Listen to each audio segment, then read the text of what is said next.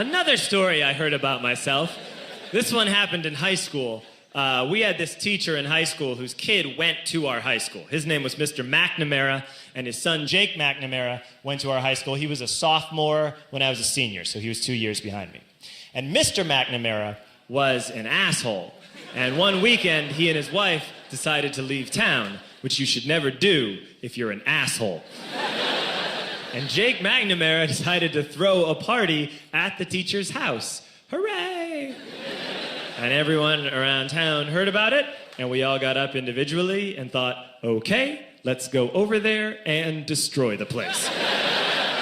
I walked into this party, everyone I had ever met was there, and everyone was drinking like it was the end of the world. People were drinking like it was the Civil War and a doctor was coming to saw our legs off. It was totally unsupervised. We were like dogs without horses. We were running wild. I walked down to the basement. They had a pool table in the basement. One dude took a running start and threw his body onto the pool table and broke it in half. Another kid found out which room was Mr. McNamara's and went upstairs and took a shit on his computer. So the party was going great. I'm standing in the basement, and I'm holding a red cup. You've seen movies. And I'm standing there, and I'm holding a red cup, and I'm starting to black out. And I guess someone said, like, something, something, police. And in a brilliant moment of word association, I yelled, fuck the police! Fuck the police! And everyone else joined in.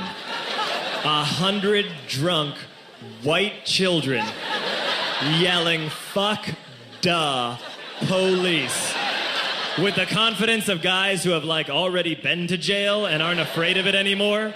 You know, that like, I serve my nickel, you come and take me confidence. But white children.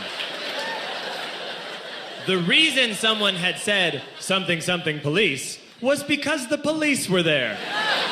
So a Chicago police officer walked down the stairs and got to the bottom in the basement and looked out over a sea of drunk toddlers yelling, fuck the police, in his face. And he was almost impressed. He was like, wow. And then he leaned into his walkie-talkie and went, get the paddy wagon. And my friend John, who is now a father, this man now has a baby, he grabbed a 40, smashed it on the ground, and yelled, scatter! And everyone ran in a different direction. We all ran in different directions. It was like that scene in Ratatouille when the humans come in the kitchen and all the rats go in different ways. We all ran in different directions. I ran into the laundry room and I jumped up on the washing machine and I crawled out through a window into the backyard, and now I'm running through the backyard and there was this big chain link fence and I thought, I've never climbed a fence that high before. And then I woke up at home.